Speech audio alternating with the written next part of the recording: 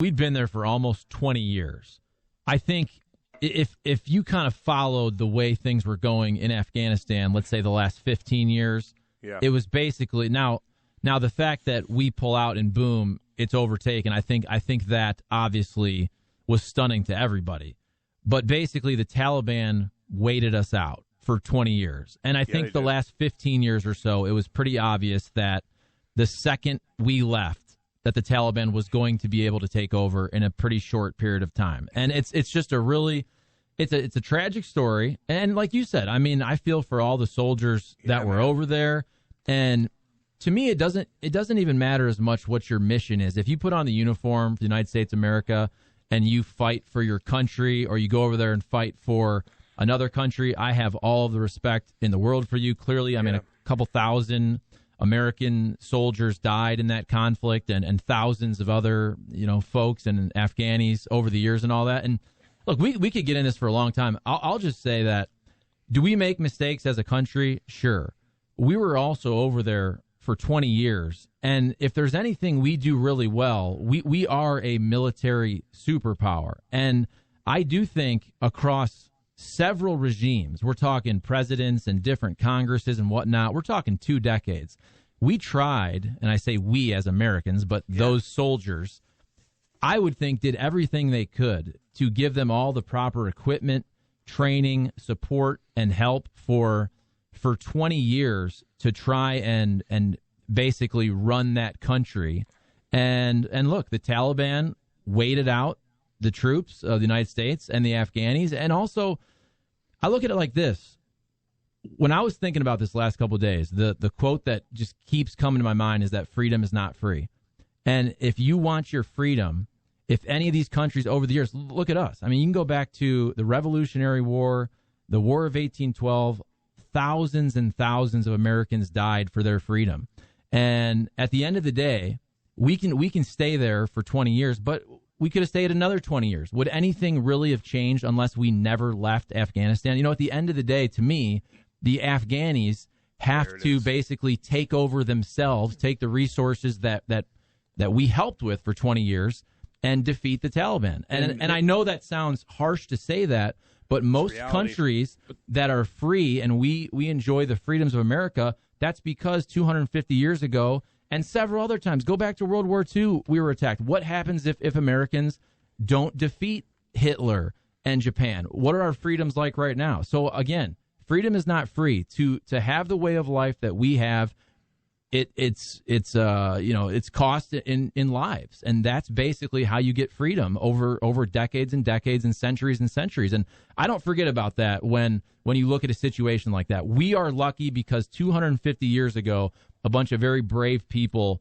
farmers, stood up for their rights and what they wanted their country to look like. They did it again 40 years later, and several other times when we've been attacked by foreign powers, they have defeated those foreign powers many, many times. Now, I know you can look back to what's happened recently, Iraq, Afghanistan, Vietnam, but over the years, Americans have protected their freedom, and that's why we have the way of life we have right now. And listen, point, go ahead, Rock. You talked about, they have to do it themselves.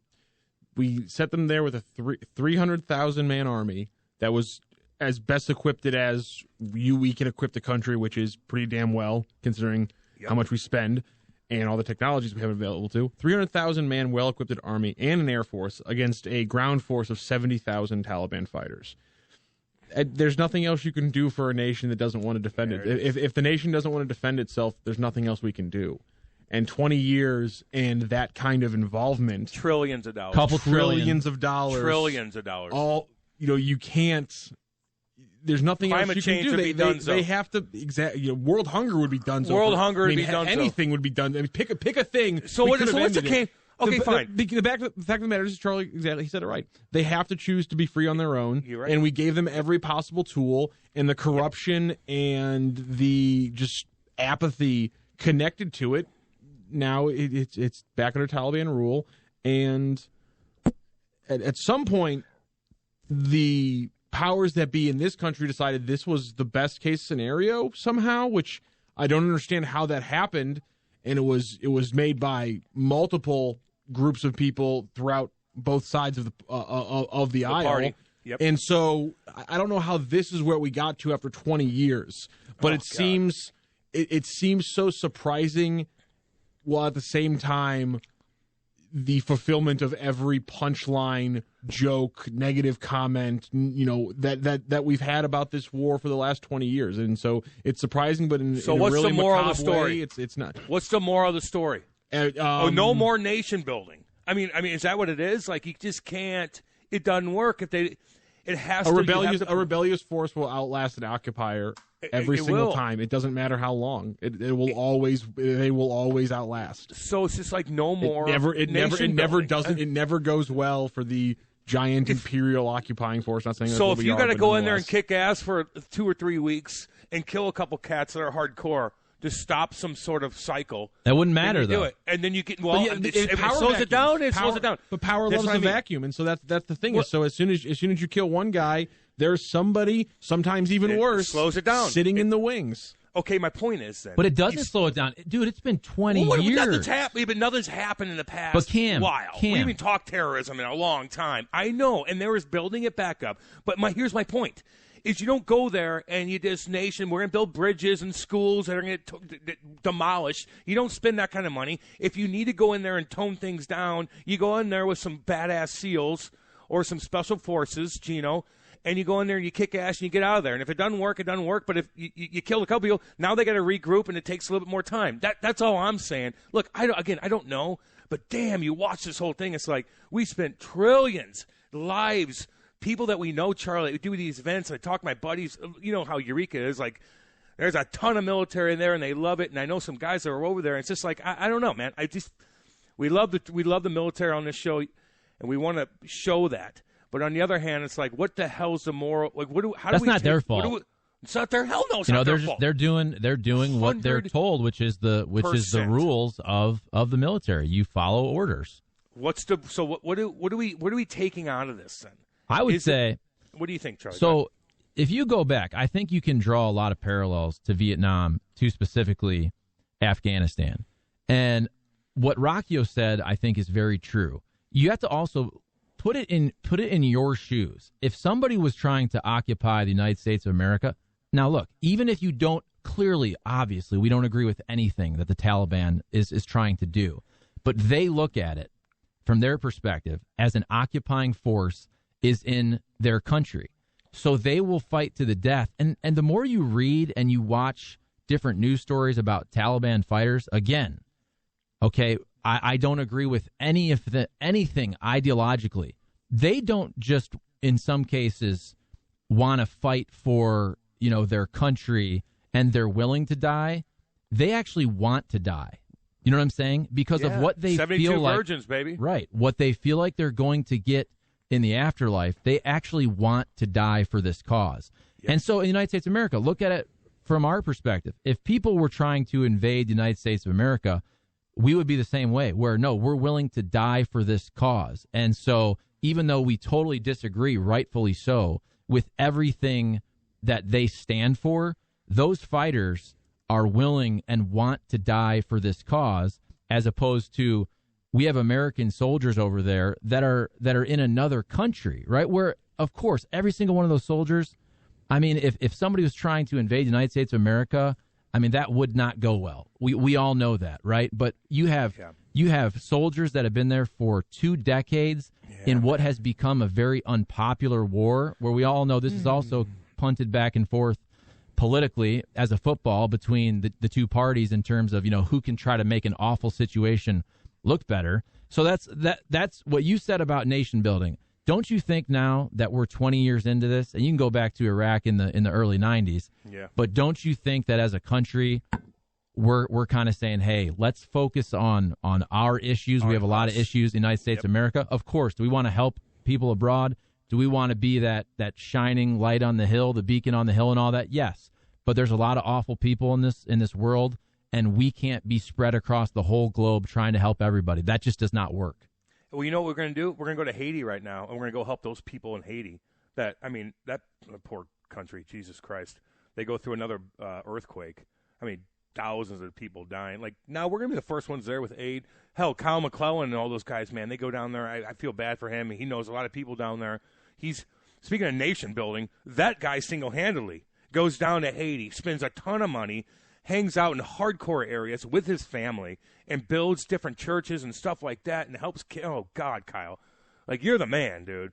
Like that kind of stuff. That's America through and through right there. You go down there, you help those kind. But this is just. I just again, I don't know enough about it, but it just was crazy watching. I haven't honestly watched the news in a long time because we're talking this, that, and the other.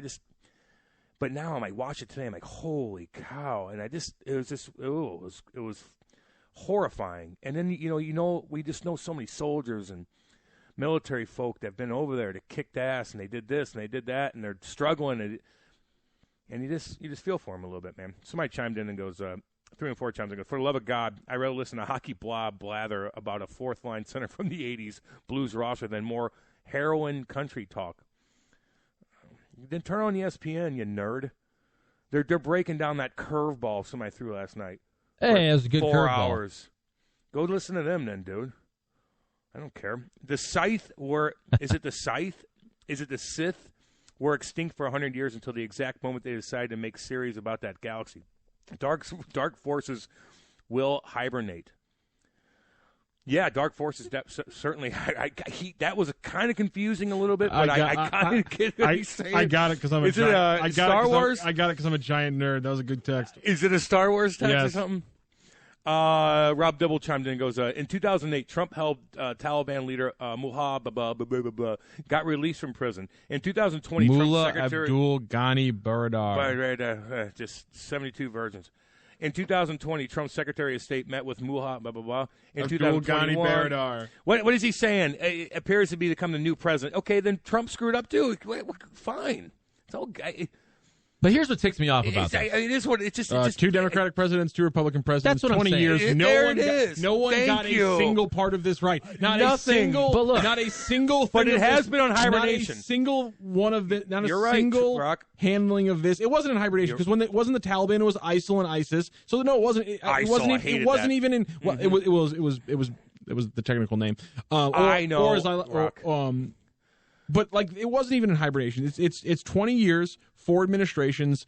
A cavalcade of screw-ups, mistakes, exactly right, miscalls, misinterpretations, however you want to call it. No one got a single thing right. Yep, and that's why I just would give again. And Charlie, sorry to cut you off again, but I just want to give a shout out to the military, man. Like these guys go over there and they know it's just such a disaster, and they're doing everything, and they're missing their family, and I just want to give them a shout out, dude, because we're all thinking about you still. Go ahead, Charlie. Sorry, buddy. No, I'm just going to build off what Rock said there. What ticks me off about it, because, Cam, what you said is true in the sense of we hadn't talked a ton about Afghanistan in the last, let's say 10, 15 years, because nothing really systemically changed, right? But it was basically pointing in the direction of that when we left, unfortunately, the Taliban was going to take over again. And so now when this happens, it just becomes right versus left and who got it wrong or who got it wronger.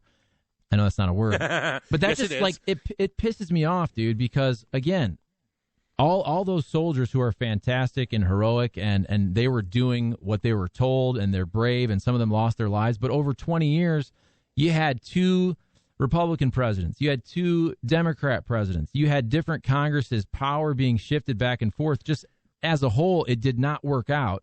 It just ticks me off that both sides use this tragedy to basically elevate one side or the other, right? I agree. I mean, the second this happens, it's who's to blame. It's who's to blame. Who's to blame right now? Who's to blame 20 years ago? Who's to blame 5 years ago? I'm blaming Joe 10 Biden. years ago? I'm just like, no, I'm blaming. No. Yeah. No, but no. Dude, of course, people are blaming Joe Biden. People are blaming George W. Bush. It's just blame. It's just a political football, and that is it's very sad. We all knew that would happen. That's what we do in this country. But it's a tragic story overall. That's now.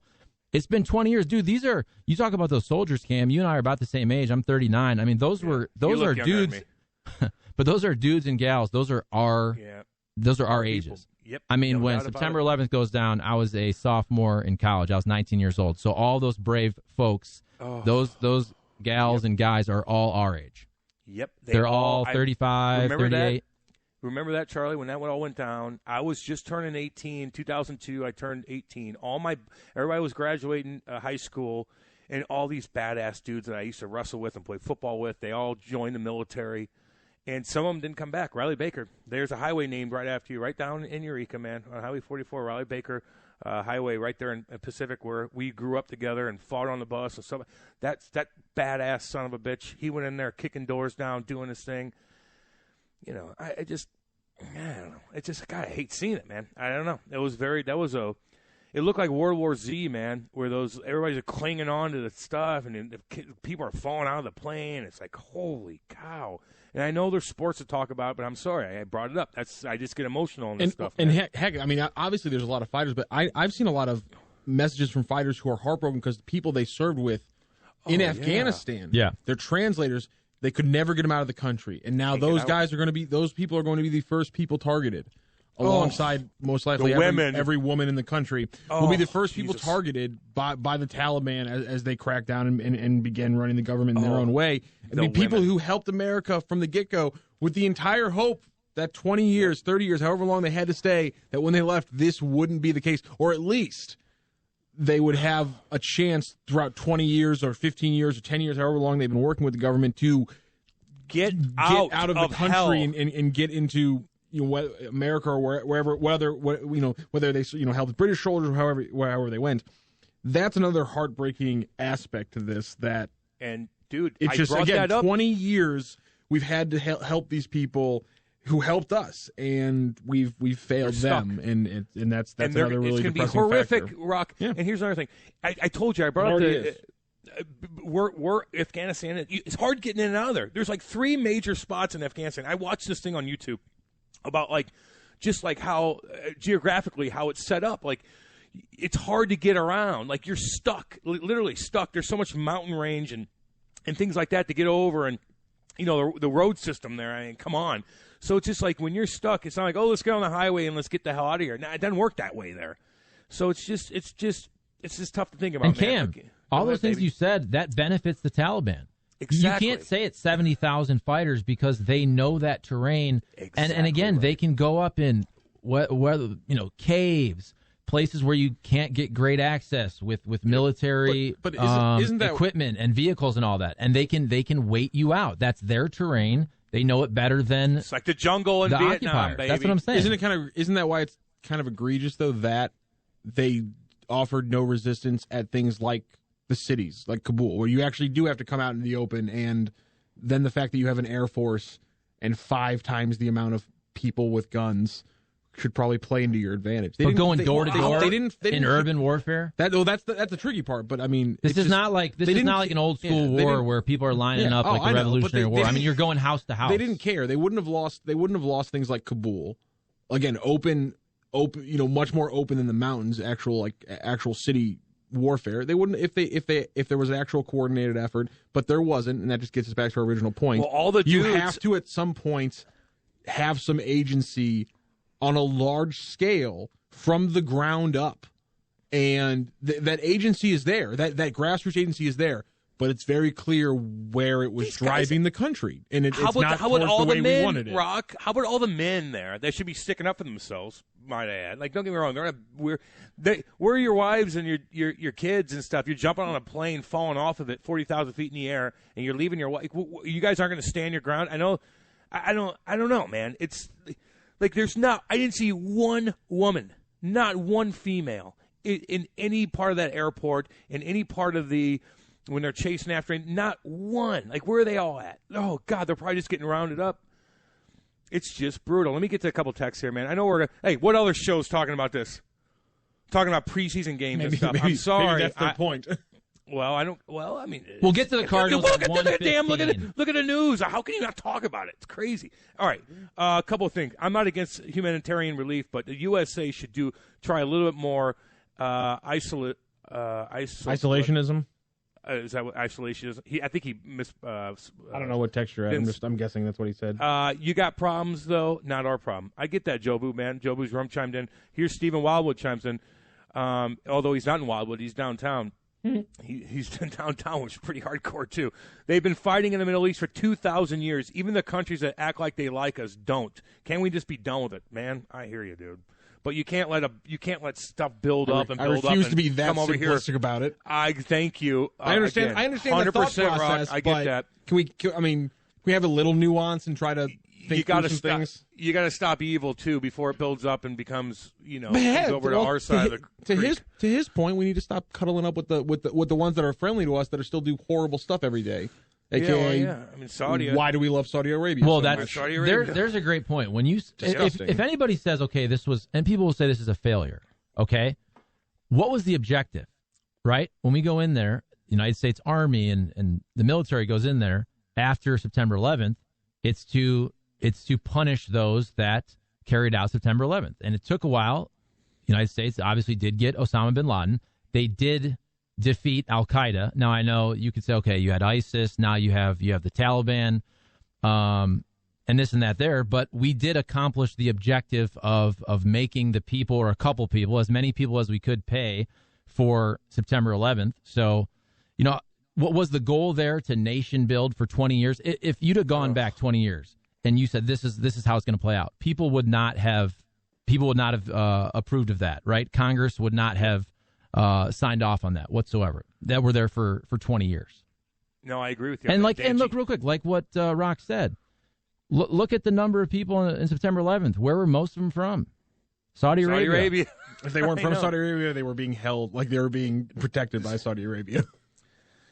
Oh man, you know what a good movie is, by the way? The Kingdom. The Kingdom. It's about a little spot in Saudi Arabia with all terrorist attacks with the boy from the awesome Jamie Foxx. Jennifer Garner. Jennifer Gardner. It's a badass movie, dude. Minka Kelly's in that. It's a badass. It's called The Kingdom. Check that movie out, dude. It's a Peter Berg awesome. movie. Dude, it's badass. It's scary, man. It's cool. Anyway, there's a bunch coming in here. At least the military is on the right track to get pronouns right.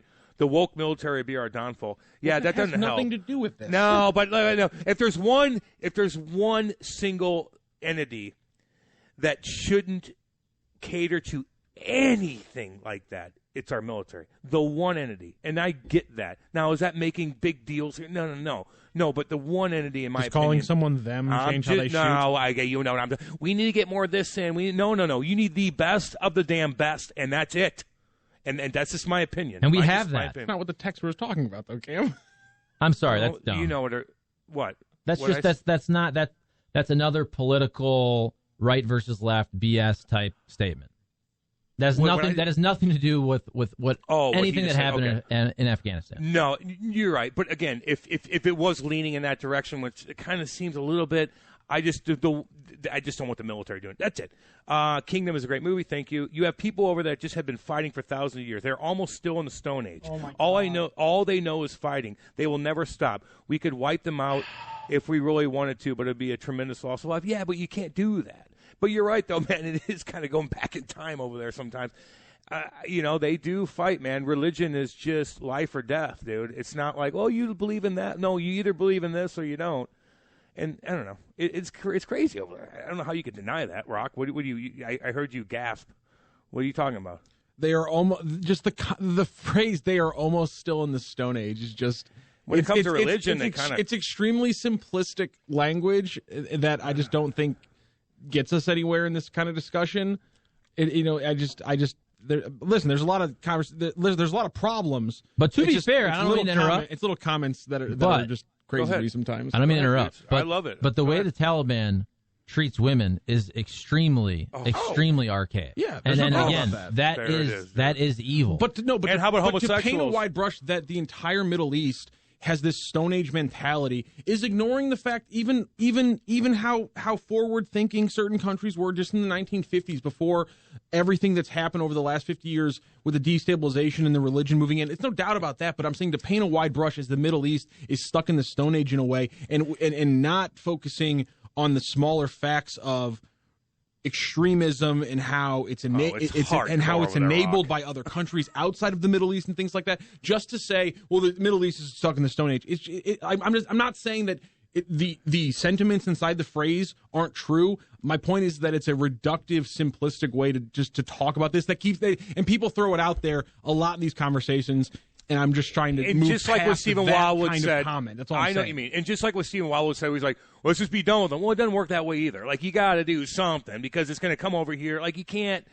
There's a balance between everything. I'd love to not do that, but I mean, isolationism didn't work for nations 50 years ago, and with the way the economy is now, the global economy, I just don't think isolationism is a way that can work in a strict fashion for a country this large.